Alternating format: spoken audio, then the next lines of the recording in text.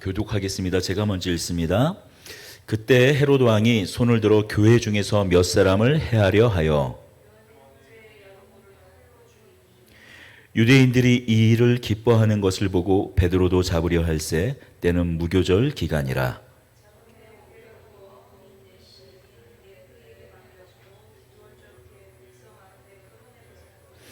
이에 베드로는 옥에 갇혔고 교회는 그를 위하여 간절히 하나님께 기도하더라.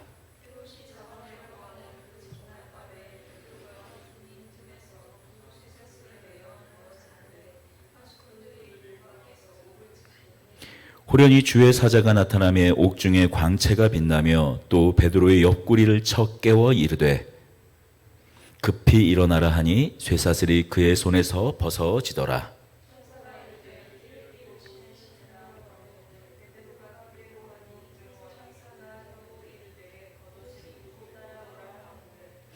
베드로가 나와서 따라갈새 천사가 하는 것이 생시인 줄 알지 못하고 환상을 보는가 하니라.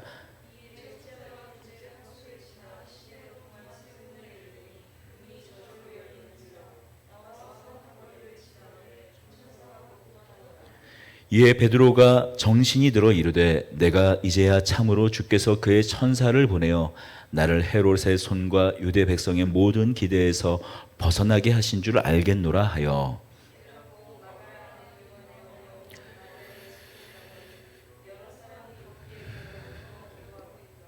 베드로가 대문을 두드린데 로데라 하는 여자아이가 영접하여 나왔다가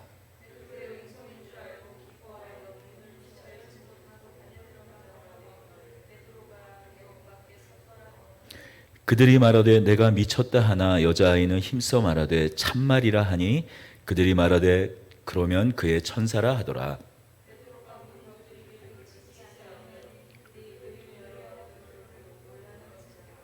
베드로가 그들에게 손짓하여 조용하게 하고 주께서 자기를 이끌어 옥에서 나오게 하던 일을 말하고 또 야고보와 형제들에게 이 말을 전하라 하고 떠나 다른 곳으로 가니라.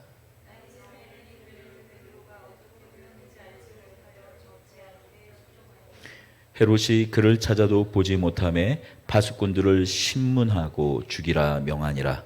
헤롯이 유대를 떠나 가이사랴로 내려가서 머무니라. 아멘. 오늘 함께 나누고 싶은 이야기는 이겁니다.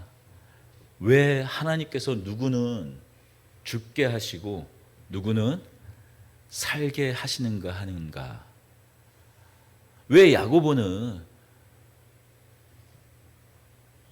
죽음의 길을 걸어가 결국 칼에 죽게 하시고 베드로는 살려주셨냐 하는 겁니다. 이거는 우리의 기도와도 연결이 됩니다. 왜 어떤 이의 기도는 응답하시고 어떤 이의 기도는 응답하지 않는가? 또 더불어 한 개인에게 있어서도 어떤 경우에는 왜 하나님께서 응답을 하시고 또 어떤 경우는 응답하지 않는가? 우리의 간절함은 여전히 그대로인데 어떤 경우는 살리시고 어떤 경우는 또 죽이시기도 하시며 또 어떤 경우는 응답하시기도 하시고 응답하지 않기도 하며 또 다시 응답하시는, 도대체 이것이 우리에게 있어 도대체 무엇인가 하는 거예요. 옥에 갇힌 베드로를 천사를 보내셔서 구해내십니다. 그렇다면 야고보는 살리실 수 없었는가? 하나님께서 왜 야고보는 그냥 그대로 내버려 두셨는가? 야고보가 칼에 맞아 죽었다고 2절에 간단히 되어 있지만 이 모든 것은 헤롯 왕의 계획에 따라 주도 면밀하게 이루어진 일이에요. 1절을 보면 잘 알 수 있죠. 우리 같이 읽겠습니다.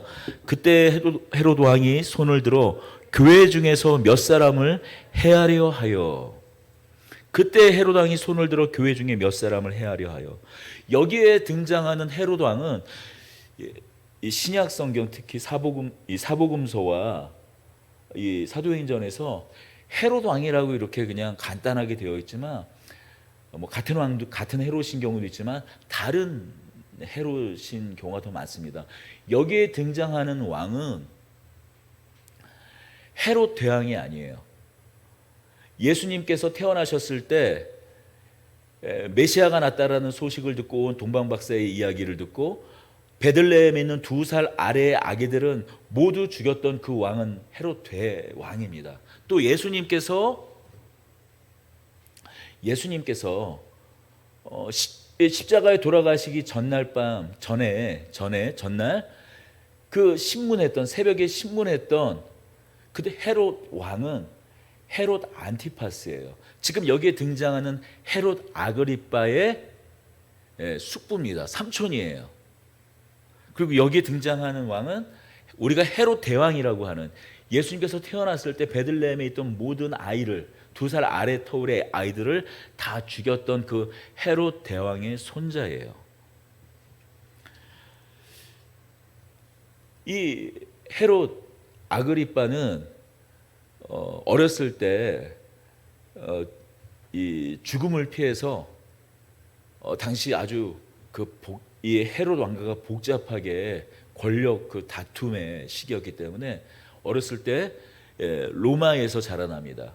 그때 지금 황제로 있는 글라우디오 황제의 친구로 지내요. 어렸을 때 아주 가까운 친구로 함께 자라납니다. 그것이 계기가 돼서 헤롯이 다시 돌아와 왕이 되었을 때는 다시 모든 페르시아를 다스리는 왕이 돼요. 이전의 왕은 분봉왕이었어요. 헤롯 대왕 이후에 유대 땅에 계속 밀란이 그치지 않고 계속 소요가 일어나자 그 책임을 물어서 이 로마 황제가 이 팔레스타인 지역을 4등분을 해서 헤롯 왕가에게 맡기고 유다 지역은 로마가 직할 통치를 합니다. 그래서 당시 예수님 당시에 누가 있었습니까? 본디오 빌라도가 총독으로 있잖아요. 그렇게 4등분해서 유대 땅은 로마가 직할 통치하고 나머지 땅은 헤롯 왕가에서 다스리긴 하지만 다 뿔뿔이 다 나누어 이 다른 헤롯 왕 여러 헤롯 왕족에게 따로 맡겨서 통치하게 하는 거죠. 그래서 분봉왕이라는 말을 썼습니다. 그런데 다시 이 글라우디오 황제의 신임을 얻은 이 헤롯 아그리빠는 페르시아 전체를 멀리는 가이사라 지방에 있는 두로와 시돈까지 다스리는 그런 통치자가 돼요. 이렇게 신임을 얻는 헤롯 아그리빠였지만 언제나 걱정은 있는 거예요. 유대 민족이 언제 또 밀란을 일으키고 봉기를 일으키고 소요를 일으킬지 모르는 거예요. 그러면 아무리 글라우디오 황제가 자신을 신임하더라도 결국 이전의 상황으로 다시 분봉왕으로 처해질 수 있는, 아니 이전 그 분봉왕의 형편보다도 더 안 좋은 상황에 처해질 수 있는 것이죠. 그러니 이 헤롯 아그리빠, 이 헤롯 왕은 항상 유대인의 인기를 얻기 위해, 유대인의 마음을 얻기 위해 노력을 기울였어요. 그래서 지금 주도 면밀한 계획을 세워서 유대인들이 눈에 가시처럼 생각하는 교회를 진멸할 생각을 하고 있는 거예요. 교회를 없앨 생각을 하는 거예요. 그러면 가장 효과적인 전략이 무엇입니까? 그 주도적인 세력, 리더를, 가장 핵심적인 몇 사람, 우두머리를 없애면 어떤 조직, 어떤 공동체는 쉽게 무너지고 말지 않습니까? 그래서 주도 면밀한 계획을 세워서 일단 사도 중에 한 사람 야고보를 죽였어요. 혹시 아직도 스데반 이후에 교회가 뿔뿔 흩어지긴 했지만 아직도 사도들의 영향력은 계속해서 이어졌습니다. 더군다나 사마리아의 교회가 세워지고 멀리 우리가 앞서서 지난주에 나누었듯이 안디옥에까지 그 이방인들의 교회까지 세워지자 비록 예루살렘 교회는 이전과 같은 그 세는 아닐지라도 오히려 그 믿음은 공교해지고 있었던 상황이에요.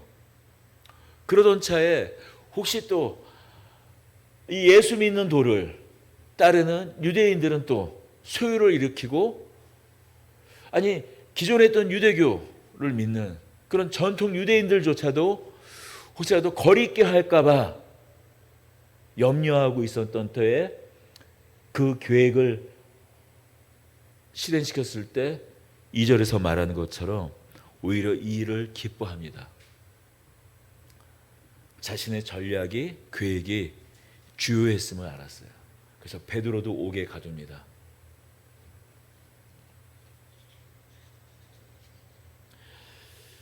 야고보가 죽게 된 것도 우연이 아니고 베드로가 이제 곧 죽게 될 것도 우연으로 갑작스럽게 그냥 즉흥적으로 일어난 일이 아니라 헤롯 왕의 치밀한 계획 아래 진행된 일이에요. 하나님께서는 이 모든 일을 지켜보셨습니다. 하나님께서 이 모든 일을 지켜보셨어요. 자, 그렇다면 하나님께서 베드로를 구해내신 것, 이것은 어떤 일입니까? 우리가 이런 일을 우리가 경험하게 되면 하나님의 뭐라고 말합니까? 하나님의 은혜라고 말하죠. 자, 그렇다면 하나님의 은혜 분명하죠. 하나님께서 베드로를 구해주신 건 하나님의 은혜죠. 자, 그러면 야고보를 그냥 죽게 하나님께서 적절한 표현인지 모르겠지만 죽도록 그냥 내버려 두신 것, 그럼 야고보에게는 하나님의 은혜가 없었던 것일까요? 하나님께서 야고보는 그냥 버려두신 건가요? 하나님께서는 야고보에게는 은혜를 베풀지 않으신 건가요? 참 이거 어려운 문제죠.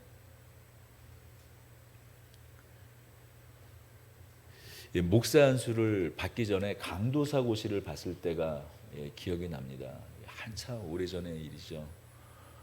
우리 합신교단은 목사 안수를 받기 전에 강도사고시를 통해서 비로소 강도사고시에 합격해야 비로소 강단에서 강도를 할 수 있는, 뭘 훔치고 하는 걸 강도가 아니라 돌을 강설한다 해서 강도예요. 강도사고시를 합격해야 강도권이 주어져요. 물론 전도사 시절에도 이 강단에 올라서 설교를 하지만 법적으로 그렇다는 거예요. 그래서 강도사고시 1년 후에 다시 목사고시를 보고 다시 그 목사고시를 노회에서 다시 통과하면 목사 안수가 주어집니다. 자, 그런데 그 당시에 강도사고시 합격률이 50%, 좀 높을 때는 60%쯤 됐어요. 그때 저는, 그러니까 50%라는 얘기는 두 사람 중에 한 사람은 강도사고시를 떨어진다라는 얘기예요. 근데 저는 단번에 붙었죠. 그러니까 제 공부를 열심히 했다라는 얘기일 거예요. 아무튼 당시 사역하는 그 교회에 제 동기이면서 나이가 또 같아 친구이기도 한 그 동기 전도사님의 아버님이 목사신데 헌신 예배를 인도하러 오셨어요. 근데 이제 제가 알면서도 물어봤겠죠. 어떻게 자네는 어떻게 강도사고시 합격했나? 근데 제가 하나님의 은혜로 저는 하나님의 은혜로 합격을 했습니다. 그랬더니 1초의 주저함도 없이, 그러니까 제가 그게 아니라 합격했나 그래서 합격했습니다. 그런데 떨어진 거를 제가 알긴 알았는데 어떻게 하다 보니까 이제 하나님의 은혜로 붙었다고. 왜냐하면 너무 떨어진 또 그의 합격률이 너무 저조해가지고 50%가 채 되지도 않았나 그랬을 거예요. 그러니까 그냥 제 동기는 떨어진 걸 아니까 하나님의 은혜로 붙었다고 그렇게 말씀을 드렸는데, 그 말이 떨어져버려 단 1초의 주저함도 없이 그 동기의 아버님이 뭐라고 말씀하셨냐면, 그러면 내 아들은 하나님이 은혜를 안 베풀어 주지 않은 건가라고 퉁명스럽게 말씀한, 그걸 너무 이제 진짜 진지하게, 그럼 내 아들은 하나님이 은혜를 베풀어 주지 않은 거냐고 그렇게 대답을 하시더라고요. 그냥 순간적으로 당황했죠. 그걸 웃으면서 그게 한 게 아니라 너무 정색을 하시면서 그렇게 말씀하시니까 그냥 머리를 그냥 긁적긁적 하면서 붙었습니다. 그냥 이렇게 말을 할 걸 그랬나. 지금 생각해 보면 그렇습니다.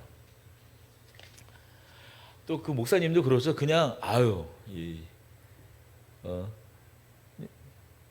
학교율이 많이 높지 않았는데 붙었다니까 참 감사하네. 그렇게 격려해 주면 또 될 걸.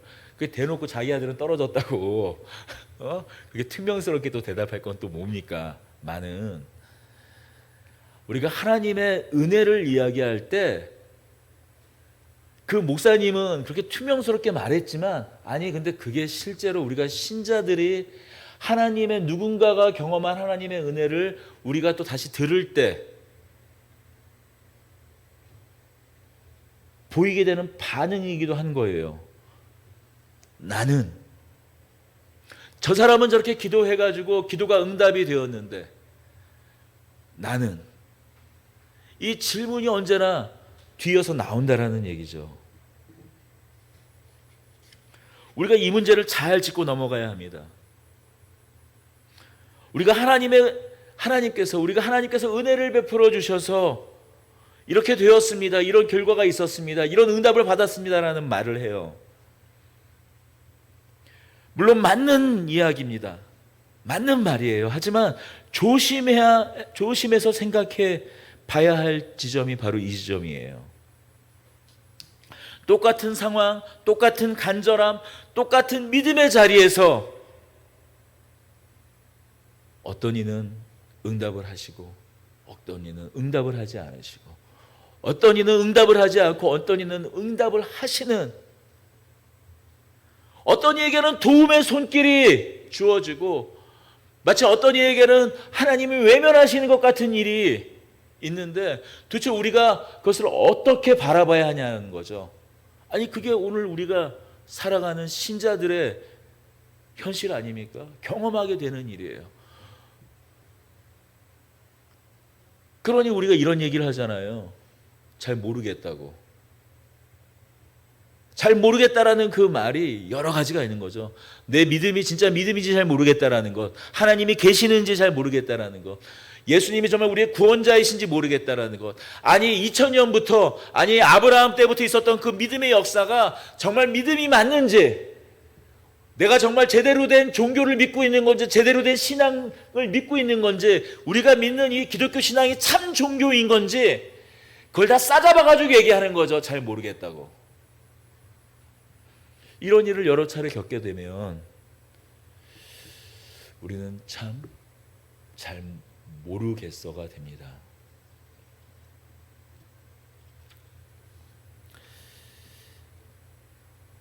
그러나 우리는 이런 일들을 좀 더 깊은 신앙의 안목으로 바라봐야 할 것 같습니다. 하나님의 그 일하심에 대해서 우리는 좀 더 겸손한 마음으로 바라봐야 합니다. 남태평양 뉴 헤브리 섬이라는 곳이 있습니다. 오지 중에 오지입니다. 그곳에 파송되었던 존 패튼 선교사님이 계셨어요. 그 선교사님의 부인과 함께 그곳으로 파송되었습니다. 우리가 파푸아 뉴기니, 뉴질랜드, 그 남태평양에 있는 그런 섬들은 20세기 초까지만 하더라도 식인종이 있었던 곳이에요. 그러니 이 선교사들에 대한 저항이 얼마나 심했겠습니까?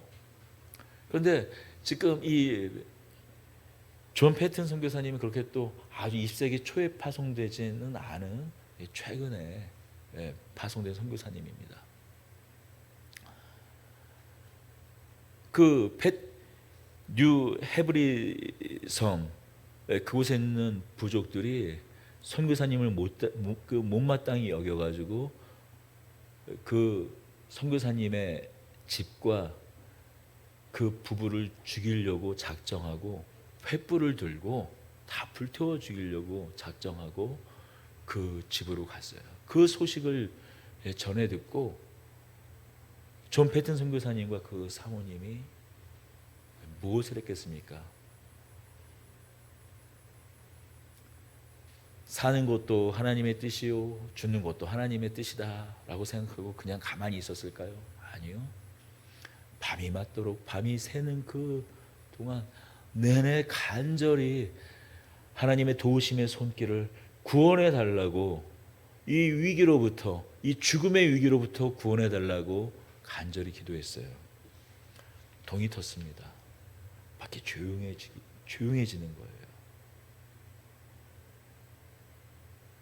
문을 열고 밖으로 나왔더니 밤새 멀리서 소리치며 죽일 듯이 달려들 듯이 불꽃을 그렇게 횃불을 휘날리던 그 부족민들이 다 사라져 버린 거예요. 기도가 응답된 겁니다. 한참 지나 1년이 흘렀습니다. 드디어 선교사님과 그 부부의 전도를 부족민이 받아들이고 그 부족장까지 회심하는 일이 일어났어요. 얼마 안 가 선교사님이 그 부족장에 물었습니다. 1년 전 기억하십니까? 그때 우리 부부를 죽이려고 했는데, 불태워 죽이려고 했는데 왜 마음을 바꾸셨습니까? 라고 물어봤어요. 그 족장이 대답했습니다. 횃불을 들고 선교사님이 사는 집에 가까이 다가왔을 때 키가 아주 큰 장대한 사람들이 빛나는 광채의 그 갑옷을 입고 칼을 들고 서 있는 수많은 무리의 사람들이 선교사님의 집을 지키는 모습을 보고 끝내 새벽에 마음을 돌이키고 떠났습니다라는 고백을 하는 거예요. 하나님께서 천사를 보내주셔서 선교사님을 지키신 겁니다. 또 한참 다시 시간이 지나서 이 존 패튼 선교사님의 아내, 그 사모님이 임신을 하셨어요. 산딸이 되어서 아이를 낳습니다. 근데 의료시설도 변변치 않고 아마 그 지역에 있는 산파가 하나 도와줬겠죠.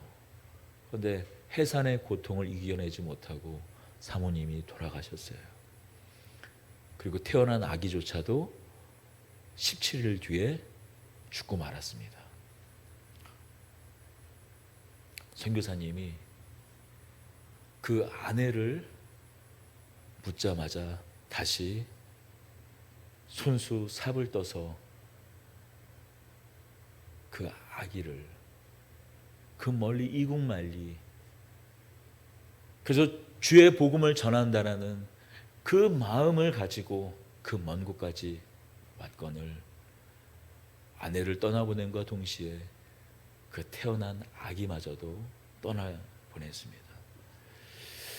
여러분, 얼마나 마음이 찢어졌겠습니까? 얼마나 비극입니까?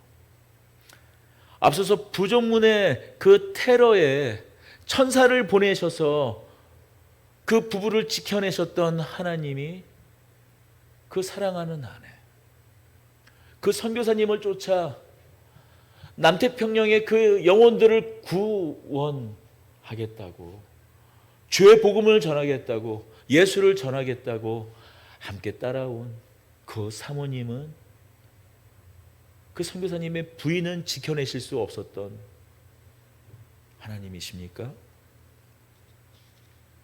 이제 막 그 태어난 사랑스러운 아기는 살려내실 수 없는 하나님이셨을까요?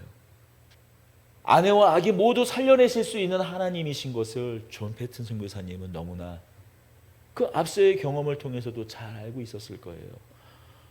하나님이 원망스럽지 않았을까요? 비참하지 않았을까요? 그 먼 곳까지 왔는데 이런 비극적인 일을 당한 그 상황을 놓고 선교사님 몸이 다 때려치고 다시 돌아가고 싶지 않았을까요? 그 선교사님의 마음을 다 헤아릴 수 없을 것 같습니다. 그러나 먼 훗날 선교사님은 이런 회고를 합니다. 나는 전적으로 버림받지 않았습니다. 자비로우신 하나님이 조용한 무덤 속에 나의 사랑하는 자들의 소중한 죄를 누일 때 하나님은 나를 또 받쳐주셨습니다. 예수님과 그가 나에게 그곳에서 허락하신 그 사랑의 교제가 없었다면 어쩌면 나는 미쳤을 겁니다. 그 외로운 무덤 옆에서 저는 어쩌면 죽었을 겁니다. 예수님이 그때에도 충분한 은혜를 제게 베풀어 주셨습니다.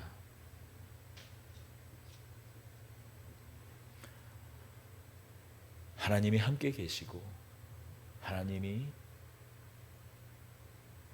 은혜를 베풀어 주셔서 예수님이 함께 그곳에도 계셨기에 내가 자폭하지 않고 미치지 않고 죽지 않아 주께서 내게 맡기신 사명을 다 감당할 수 있었다고 말하는 것입니다.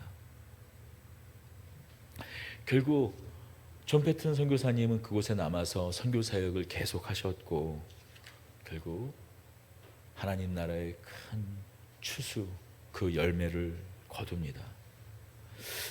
그렇습니다. 우리는 우리의 이해를 뛰어넘는 아니 우리가 알 수 없는 하나님의 일하심을 우리는 인정해야 합니다. 하나님의 주권을 인정해야 합니다. 야고보를 구하지 않으신 하나님의 그 뜻을 우리가 어떻게 알 수 있겠습니까? 바로 이러한 하나님의 주권을 인정하고 있는 베드로의 모습이 뒤이어 잘 나타납니다. 베드로가 감옥에 갇혔을 때 그가 어떤 이 마음이었는지 잘 보여주는 대목이 있어요. 우리 6절과 7절을 읽겠습니다. 헤롯이 잡아내려고 하는 그 전날 밤에 베드로가 두 군인 틈에서 두 쇠사슬에 매여 누워 자는데 파수꾼들이 문 밖에서 옥을 지키더니 호련히 주의 사자가 나타나매 옥중에 광채가 빛나며 또 베드로의 옆구리를 쳐 깨워 이르되 급히 일어나라 하니 쇠사슬이 그의 손에서 벗어지더라. 또 앞서서 4절에는 잡음에 옥에 가두어 군인 넷씩 네패에게 맡겨 지키겠다라고 되어 있어요. 그러니까 넷씩 네패니까 총 베드로 이 한 사람을 지키는데 몇 명이 지금 있다라는 얘기예요? 446 16명이에요. 16명이 조를 짜서 24시가 계속 감시하고 있는 거예요. 더군다나 옆에서 두 사람씩은 다른 사람들은 밖에서 파수하고 있고 또 옥문을 지키고 곳곳마다 지키고 있고 또 두 사람은 옆에서 바짝 붙어서 계속 24시간 감시하고 있는 거예요. 그런 상황, 다시 말하면 어떤 상황입니까? 죽이려고 작정하고 또 헤롯은 알았을 겁니다. 앞서 두 번이나 사도들과 베드로가 풀려났던 것을. 그리고 두 번째는 어떻게 해요? 갇혔던 옥문이 열려서 갑자기 마치 순간이동하는 것처럼 사라져버린, 그것까지도 알고 있었을 거예요. 그래서 그런 일이 절대로 일어나지 않도록 24시간 넷씩 네패를 이루어 지금 베드로를 감시하고 있는 거예요.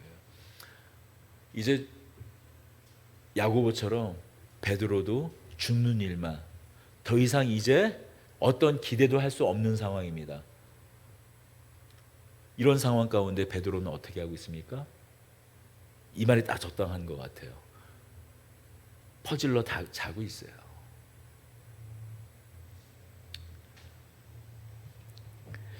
지금 죽음의 경각 가운데 있는데도 그냥 넉넉히 자고 있는 거예요. 헤롯이 잡아내려고 하는 그 전날 밤에 베드로가 두 군인 틈에서 두 쇠사슬에 매여 누워 자는데, 내일 당장 죽는다고 한번 생각해봐요. 잠이 올 수 있을까요? 죽는 겁니다. 이게 자포자기한 그냥 심정일까요?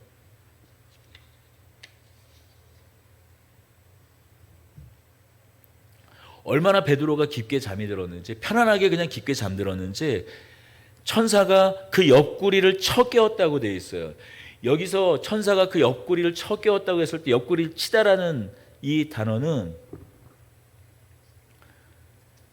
어떤 단어냐 하면 이 파다소라는 단어인데 사람을 쳐 죽이다 할 때도 사용되는 그런 단어예요.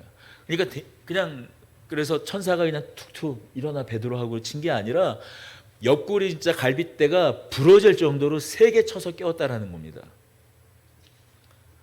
그러니 지금 베드로가 어떻습니까? 아주 대놓고 자고 있는 게 허리띠도 다 풀고 신발도 아예 다 벗어놓고 그냥 제대로 널브러져 자고 있는 거예요.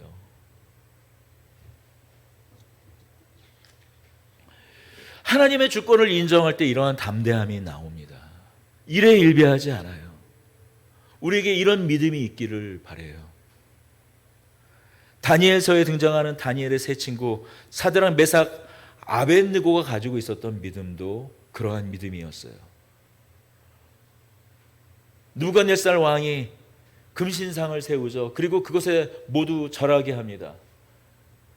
다니엘의 세 친구는 그것을 거부했어요. 결국 풀물불에 던짐을 받습니다. 그때 다니엘의 세 친구는 다니엘 3장 16절에서 18절에 보면 이렇게 말해요.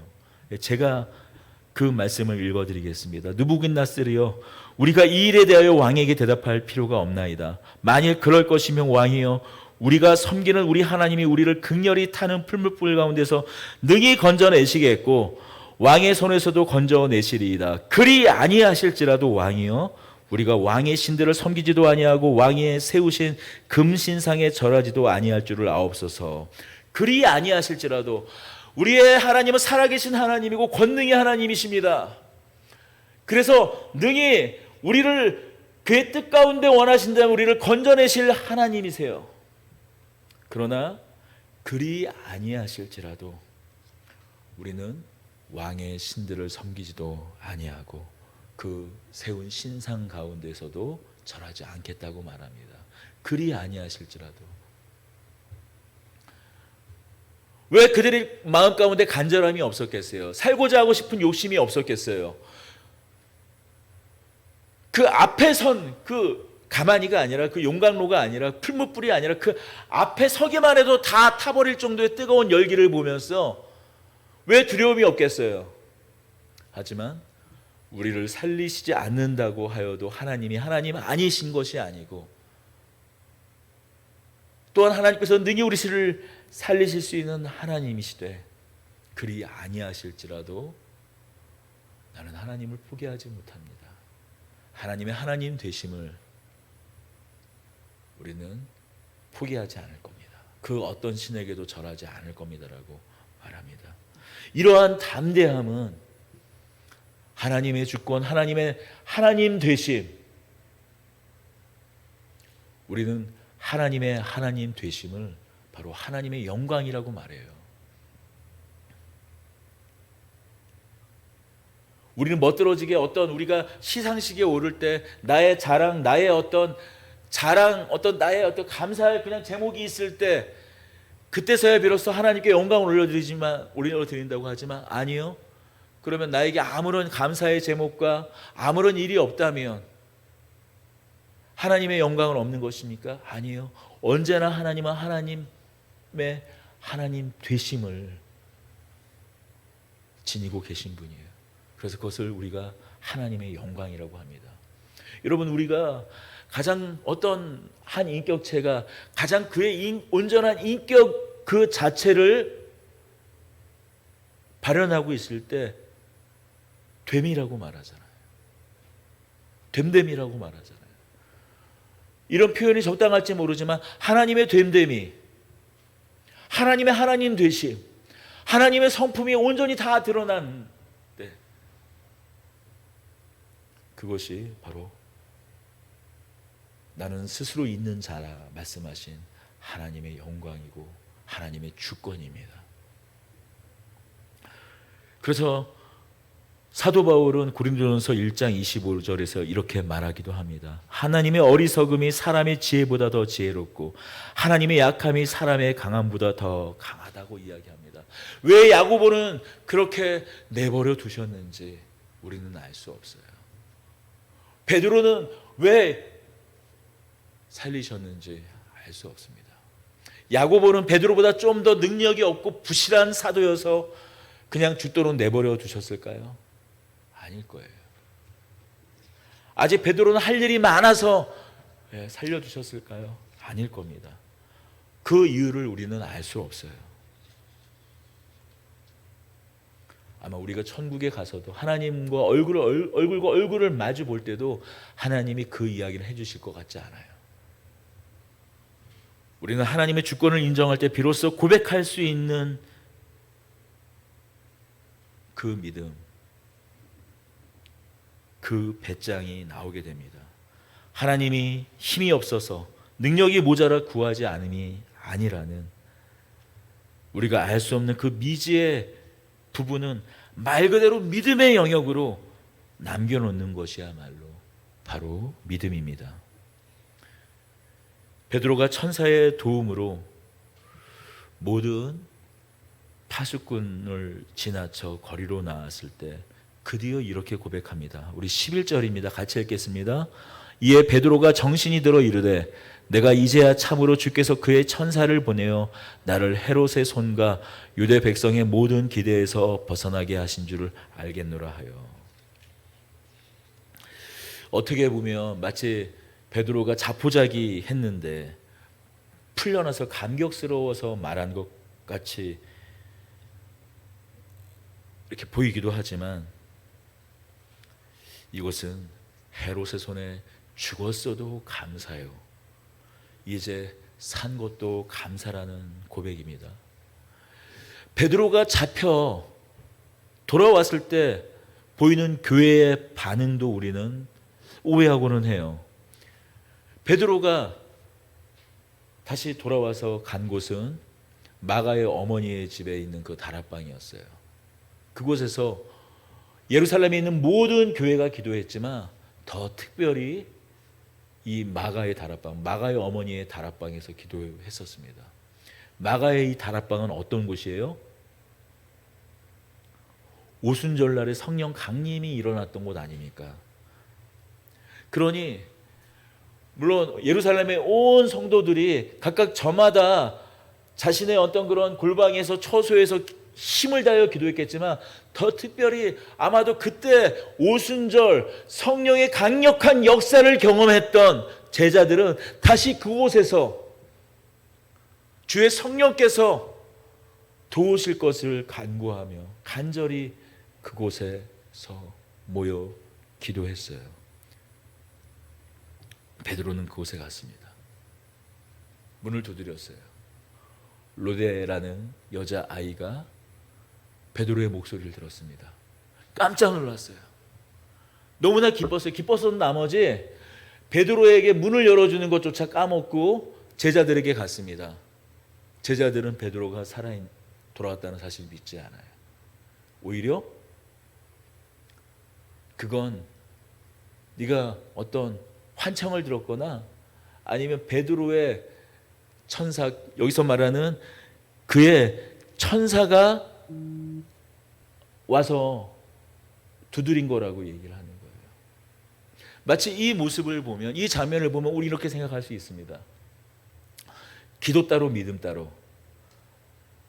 사실은 이들이 하나님의 어떤 역사를 전혀 믿지 않은데 이렇게 기도하고 있었으니, 그러니 정말 살아 왔지만 오히려 이들은 믿지 못하고 있는 거라고 우리는 착각하거나 오해할 수 있어요. 아니 기도를 우리가 할 때 그렇게 들어주실 것을 믿는 그 믿음을 가지고 기도해야 하는데 지금 사실 이 제자들은 그런 믿음을 가지지 못하고 그냥 기도하고 있었다. 그냥 우리도 그렇잖아요. 그냥 때로는 입만 뻐끔뻐끔 기도하는 때 있잖아요. 어떤 믿음의 확신을 가지고 기도하는 것이 아니라 그냥 소리쳐 막 부르짖기는 하지만 정말 하나님께 들어주실 것이라고 생각하지 못하고 기도하는 때 있잖아요. 마치 그렇게 오해를 하기도 합니다. 그러나 그거는 오해입니다. 만약 그런 마음으로 기도했다면 마가의 그 집, 마가의 그 다락방에 가지 않았을 거예요. 우린 이렇게 이 장면을 생각하는 것이 옳습니다. 그 정도로 긴박한 상황이었다라는 거예요.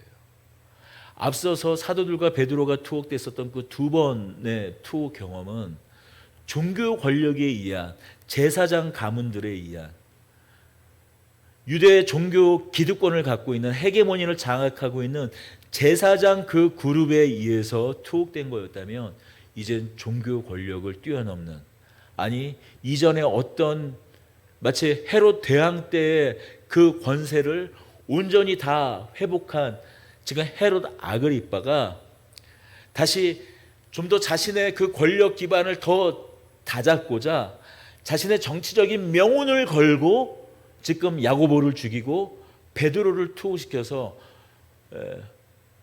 어떤 사형을 시키기에는 꺼리워하는 그 유월절을 지나 그 무교절 7일이 지난 다음 날 죽이려고 작정하고 지금 가둬두고 있는 그 사실을 너무나 잘 알고 있었어요.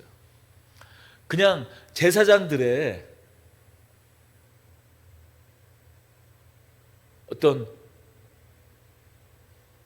그 이전의 상황과는 너무나 다른 헤롯이 자신의 정치적인 모든 역량을, 모든 자신의 정치적인 어떤 명운을 담보하고 지금 버리고 있는 일인 것을 너무나 잘 알고 있었어요. 믿음이 없어서 하나님이 하시는 그 역사, 하나님의 그 기도 응답의 그 역사, 그것을 믿지 못했기 때문에 그의 사자인가 보다, 베드로의 천사인가 보다, 베드로의 소천사가 왔나 보다라고 믿지 못했던 것은 너무나 급작스러운 하나님의 역사를 그들이 경험했기에 그 감격이 그런 형식으로밖에, 어쩌면 그런 반응으로밖에 나올 수가 없을 정도로 지금 이 예루살렘 교회는 절체절명의 위기 가운데 있었던 겁니다.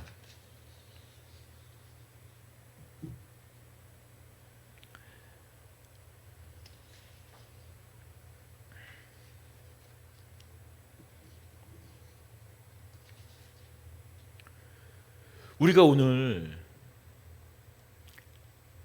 이 본문을 통해 기억해야 할 것은 두 가지입니다.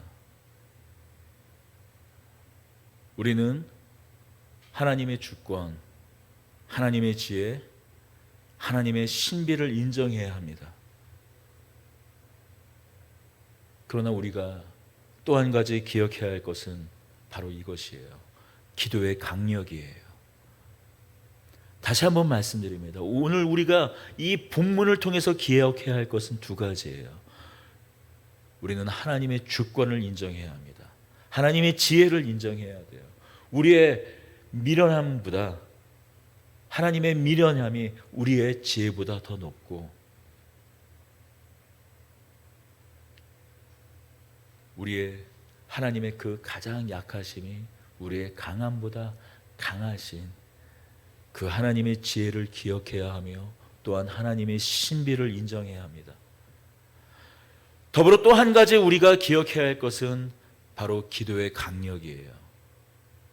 간절한 기도는 하나님의 뜻을 돌이킨다라는 거예요. 우리는 모세가 십계명을 받는 그 40일 동안 일어났던 일을 알고 있습니다.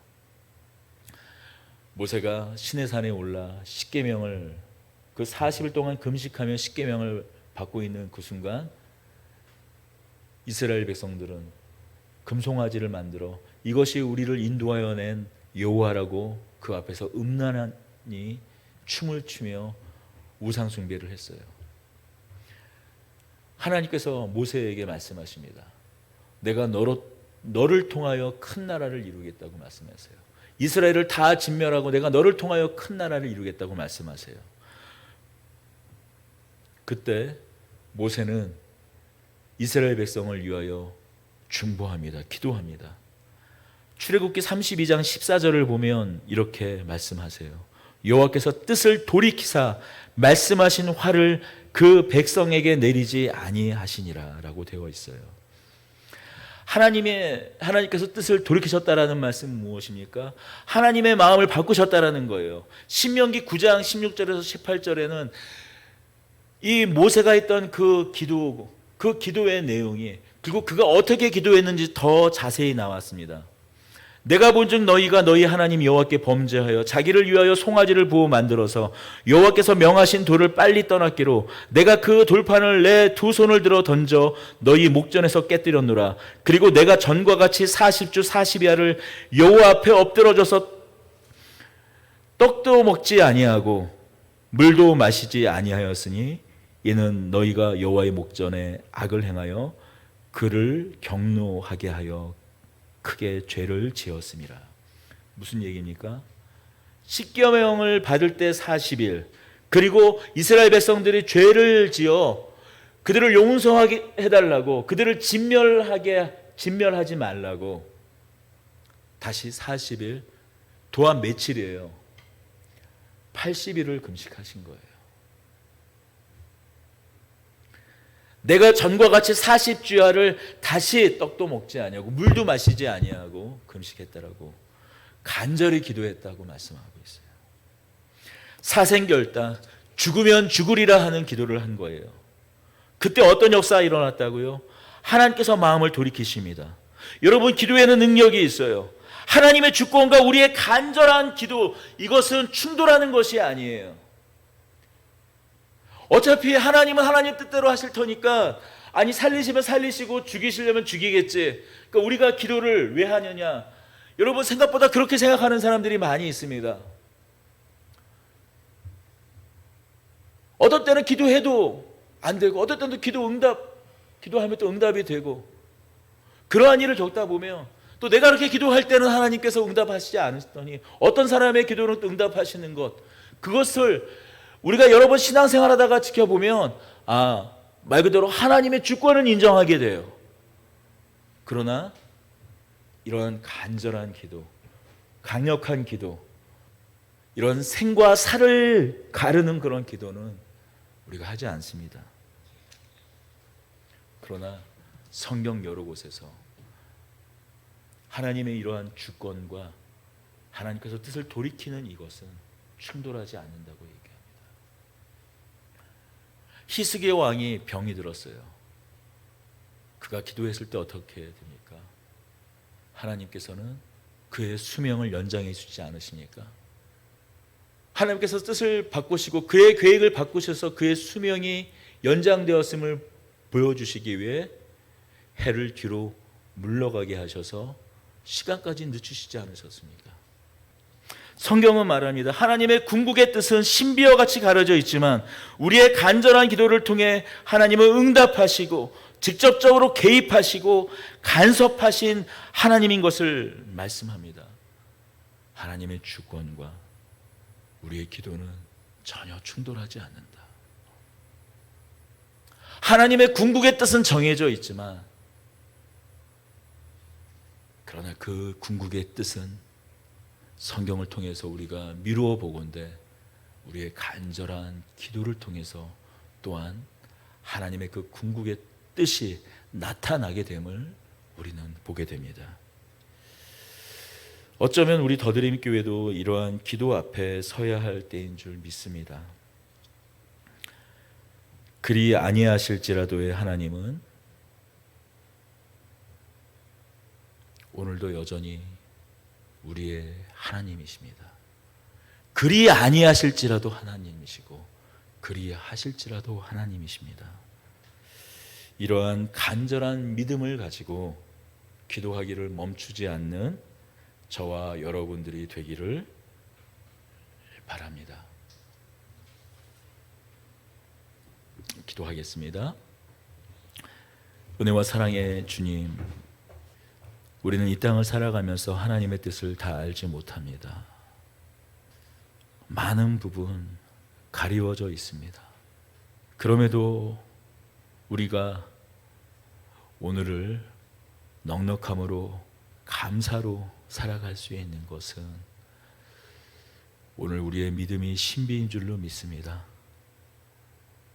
그 신비를 통하여서 하나님의 살아계심과 하나님의 일하심과 하나님의 권능을 쫓아 언제나 하나님 편에 살아가는 우리 모두가 되게 하여 주시옵소서.